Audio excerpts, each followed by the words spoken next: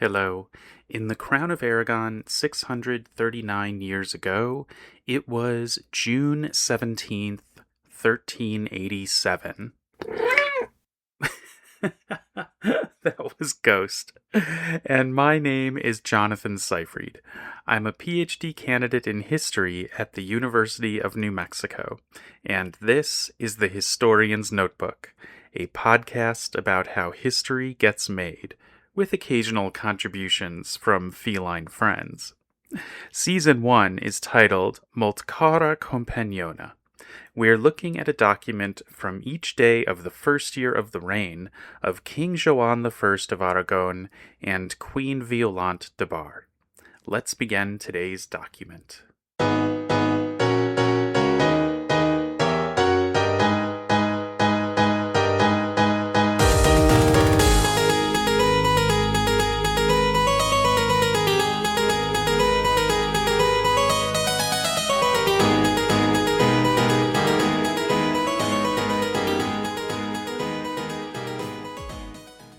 Today's document is from the same register as yesterday's. It's that Commune Sigilli Secreti register from Joan, register 1867. This particular document came to my attention because it was fully transcribed. Yay! It's a Latin document, so wow, such a bonus. It was fully transcribed all the way back in 1921. By the scholar of the Catalan Renaixença, Antonio Rubio y Luc. And I've already mentioned Rubio y Luc a bunch of times on the podcast. He did tremendous work with the reign of Joan. He is the scholar that really started the tradition of thinking of what was happening during Joan's reign as the beginning of Catalan humanism. And I've spoken about that in previous episodes that I'll link to on the webpage for today. Volume 2 of Rubio y Luc's document collection contains the full transcription of today's document. So it offered me an opportunity to test out some of the existing tools. So there will be a bunch about AI usage with some really interesting twists at the end of today's episode after I discuss the document itself. But I did just want to put on record that I am aware of copyright issues, and I did check to see when a work becomes public domain in Spain. So in the United States, I think the work is simply after a 75-year period, if I'm not wrong, that after the publication date. But in Spain, the public domain takes effect 70 years after the death of the author. So that could actually be a very long time if someone had published a work as a young person, then lived for many, many decades after. It could take a very long time for a work to become in the public domain. But Antonio Rubio y Luc, he did live a long life, but he died in 1937, and so his works became public domain in Spain in 2007, and so that definitely puts the current piece that had this document transcribed, this document collection that Antonio Rubio y Luc published in 1921, it's in the public domain. And so, therefore, I am within compliance of copyright to post pieces of it in my website and also to put parts of it into AI. So, that's what I did. All right, before we get into the results of that, I just want to talk about the document itself. There's a reason why Rubio y Luc chose this for his collection, because it's just off the hook. Reading this document, you're just like, what is going on? Oh my gosh. So this document is addressed to the bailiff of the town of Berga, and what happened was that there was a theft, and Joan is telling the bailiff that he really needs to seriously apprehend the thief. But when we get into the details of this theft, it is not any normal, everyday kind of robbery. It is dramatic. I mean, first of all, what was stolen was a bunch of valuable objects. I mean, we could even say like treasure from a monastery. So in Zaragoza, there was a Cistercian monastery, and the impetus for this crime was the death of the abbot. So so basically the abbot died. The abbot was Bernardo Rull, Rull. And when the abbot died, his brother, Bernardo Rull, he decided to do a major theft from the monastery and to flee. So, okay, another detail in this document about Bernardo Rull, the thief, was that apparently during the time of his brother's position as abbot of the monastery, it was him, the person who was carrying out this theft, who was like the administrator of the monastery. So something about the fact that his brother has died led Bernardo Rull to decide that he needed to steal a bunch of valuable stuff from the monastery and flee. What was going on? Maybe they were like doing some criminal stuff all along, and after the new abbot came in, the new abbot would discover that they were doing all kinds of untoward things in this monastery. And so Bernardo was like, well, game's up. I'm gonna get caught now that there's gonna be a new abbot coming in who's gonna see all this. And so he was like, I'd better just take a bunch of loot and make a run for it. I mean, that's the only theory that I have. It's not explained anything about his motivation at all. Just kind of like a general statement which reads along the lines of putting aside the fear of God and not fearing our correction. So he just was like emboldened to try to get away with this, no longer fearing the retribution of God for stealing from a monastery. By the way, I just want to backtrack for a moment and point out that the person who brought this matter to the attention of the royal family was the new abbot, who I think was connected to Joan's brother Marti. I can't quite figure out maybe he was like a chaplain for Marti before he was appointed to be the abbot of this Cistercian monastery. So that new abbot's name is Michael de Podio.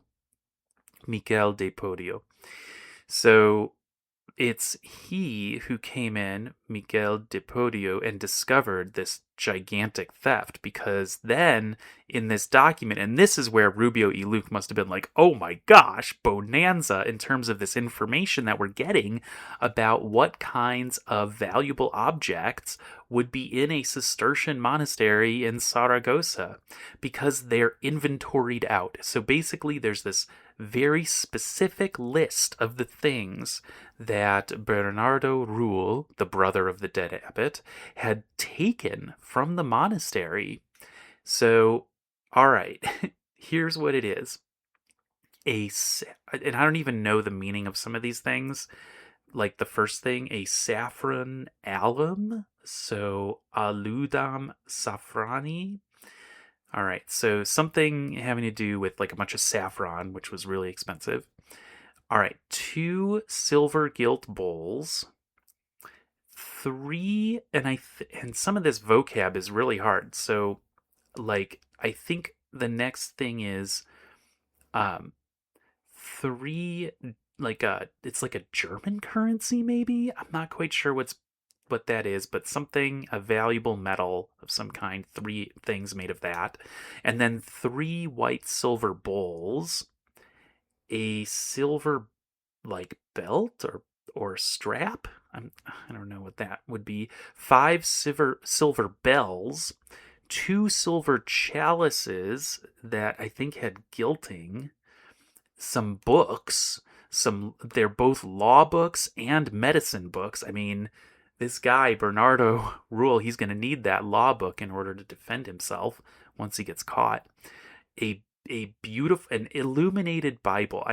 So the Bible pulchrum is the Latin word that's used here, meaning beautiful. I'm guessing that it's meant to say that it was full of illuminations.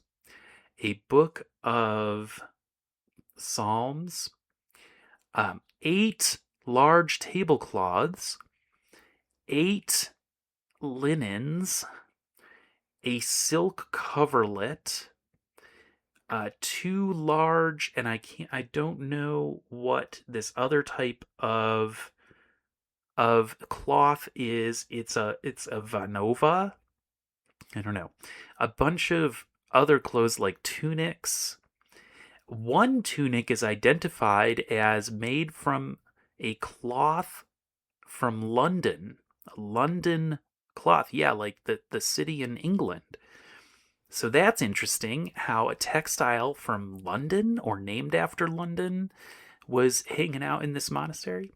All right, and then a stone, it's called a beautiful and large stone, and it's like a vincle, is what, like Vincle. Not quite sure what kind of stone that is. And then like a bunch of other white cloths, and then a bunch of money from the granary of the monastery, or maybe the grain itself. So there's a mixture between the word for money and the word for grain. And then some military stuff, 2 swords, and then 2, I'm not quite sure what a ballista is. Okay, so military stuff. All right, so that's his haul. Okay, that's the big list of stuff that Bernardo Rull of this Cistercian monastery that he stole. All right, now listen to this next part in the document. Okay, so the list of goods begins on line 9 on folio 6V, and then on line 18 we get this statement that he took all these goods and he loaded them on a mule, which also belonged to the monastery. So he stole a mule, but like just one. Like it's very clear that this is in the singular. One mule. And now I'm thinking to myself, oh my gosh, that poor mule carrying, I mean, swords and like all this silver stuff. It's heavy and the books are not light. So this poor mule, I mean, there had to have been like other mules from somewhere involved in this. You can't load all that stuff onto one mule. Or can you? I mean, I guess these mules were pretty sturdy, but oh my goodness, I'm really feeling for this singular mule here. So anyway, that's the information we have about this event. That Bernardo Rull, he stole all this stuff. He loaded it all onto one mule and is on the run. And you just kind of have to wonder, all right, that could be a very strong mule, but how fast can you go if you've got that much loot weighing down your mule? So, I don't know, maybe he found somebody to take all this loot off his hands, pretty close to Zaragoza, and so now he's just got a bunch of cash. I mean, that's what I would do if I were Bernardo Rull. I mean, first of all, I would not choose to rob a Cistercian monastery, but if you're gonna do it, I mean, you'd better fence that stuff really fast so that you can speedily get away. So, what Joan is doing in this document is communicating to the bailiff of Berga, and I'm laughing because it's like, obviously, like you want to catch the person, but Joan is saying, I command you to apprehend this person. So it's hard for me to imagine that the bailiff would have just seen this situation and been like, yeah, I'll just let this one go. This is like a dramatic, egregious crime against the monastery. Or maybe the monastery was like not popular, and so the bailiff was like, yeah, they deserve to get ripped off. I don't know.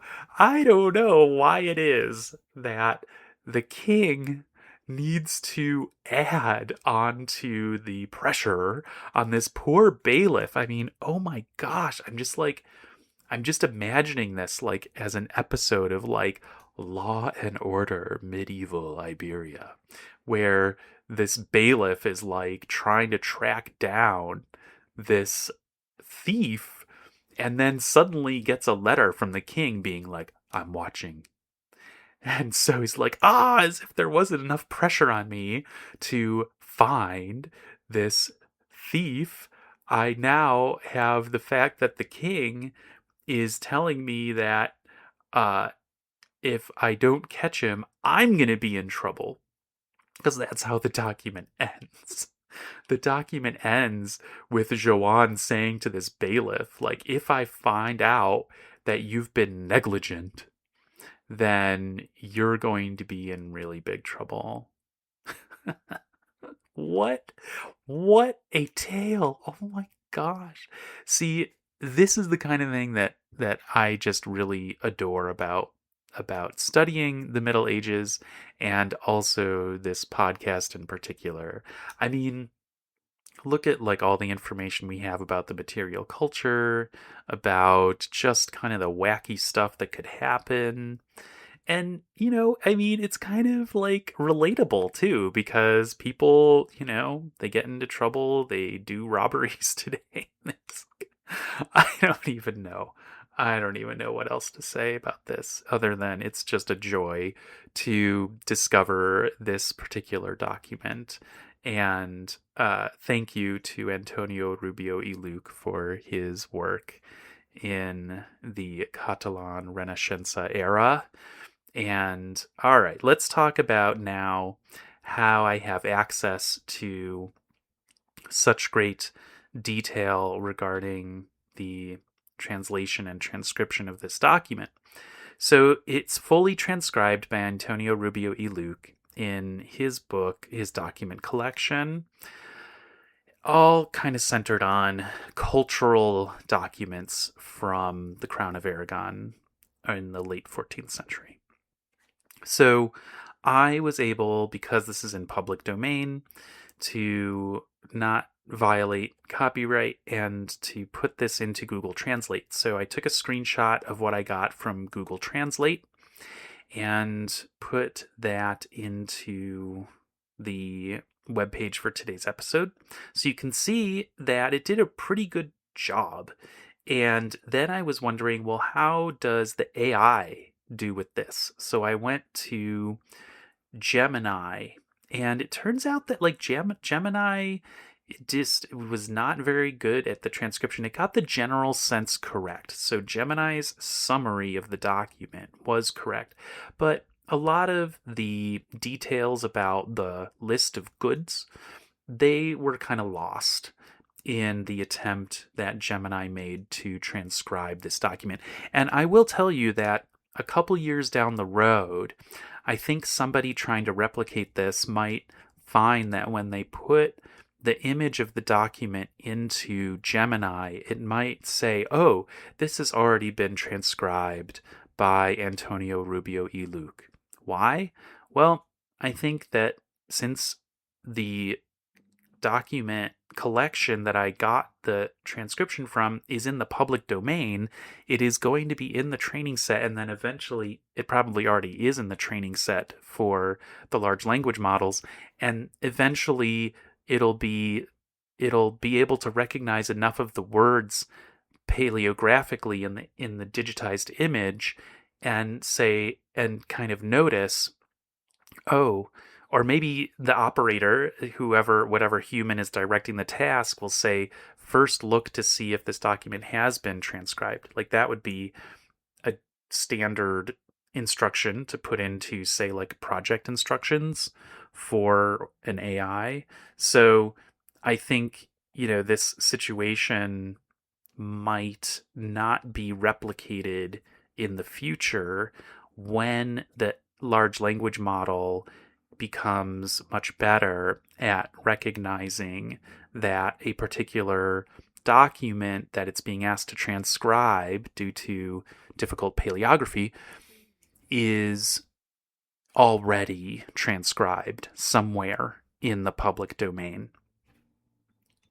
Okay, so that was the Gemini piece. And you'll be able to see on the webpage for today's episode the PDF of the transcription from Gemini, which was like serviceable. I mean, it just lacks the details and gets some details wrong. Like it totally missed, for example, the London cloth, the textile from London or named after London.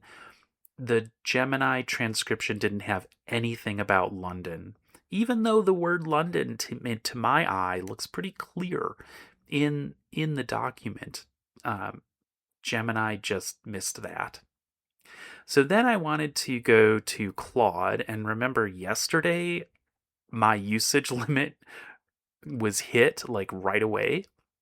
So let me just say that since yesterday I investigated this a little bit more. So on June 2nd, I was using Claude Opus. I think I might have said Gemini just a moment ago. I meant Claude. So my Claude usage limit was maxed out yesterday. And on June 2nd, so today is June 16th. I'm recording this on the 16th. On June 2nd, I was using Claude Opus 4.8 at the high thinking level. And I was able to do stage 1, stage 2, stage 3 of my process, my usual process with Claude.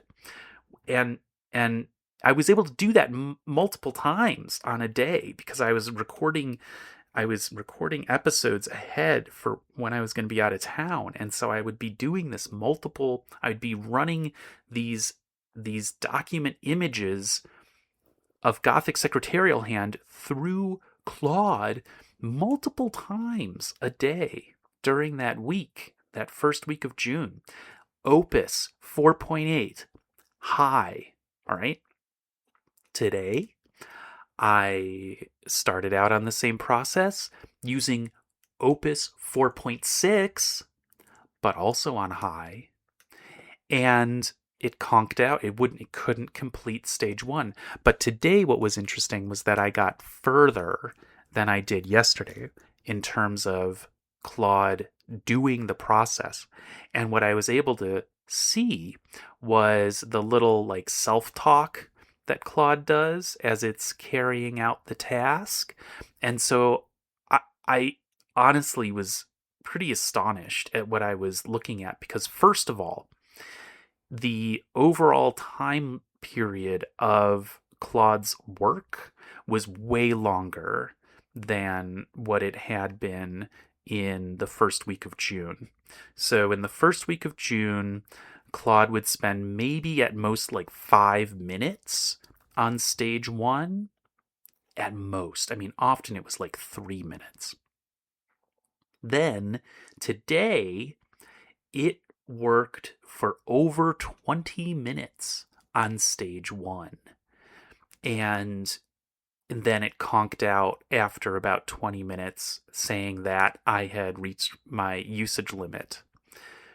And so I think something has happened at Anthropic where Claude is being instructed to do something way more thorough than it had been when given the setting of maybe the high level of thinking. So, I mean, Anthropic does not document this, does not give you any kind of warnings like, oh, by the way, when you select the high level, it means something different than what the high level meant 2 weeks ago. You just end up blasting through your usage. I mean, so, all right. I guess I'll just go to medium tomorrow. I don't know. But anyway, what was super interesting about the Claude self talk was that it would do these things like saying to itself, oh, wait, I'm not noticing something here. There could be another possibility. And it was also, at one point, it said,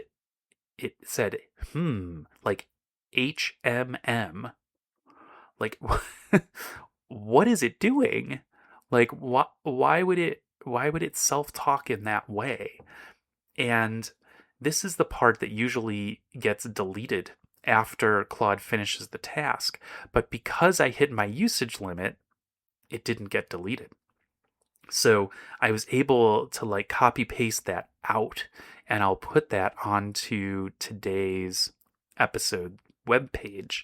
So you can see that what Claude is doing with the task of stage 1 transcription of Gothic secretarial hand is that Claude is like taking like cropped pieces of the image, and I don't know how it decides to like where to cut, but basically it takes little pieces and then focuses on those step by step, one after the other, and then also it's thinking through the Latin.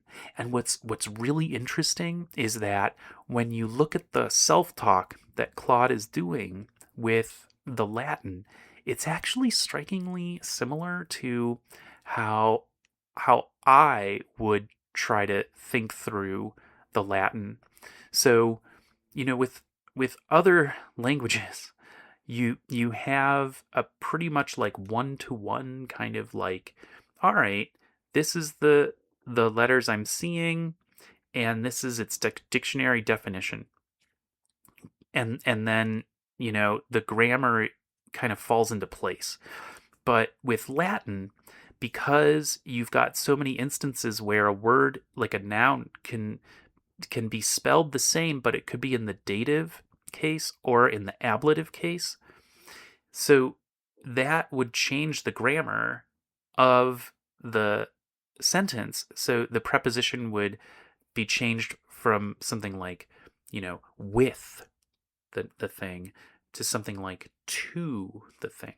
So difference between ablative and dative. So basically it's way more challenging. And then also with the paleographical difficulties, you have to figure out, is that a letter T or is that a letter C? Because those two letters are pretty much interchangeable in this script. So try to piece together what Latin word it is, and then also what case it's in, and then, if there's multiple definitions of a single word, like, words can have multiple definitions sometimes, or different valences. So you have to think through a lot. And what I saw Claude doing in the self-talk was really remarkably similar to the kinds of thought processes, if you just kind of like break them down step by step, that I would do as I'm encountering a Latin document in Gothic secretarial hand.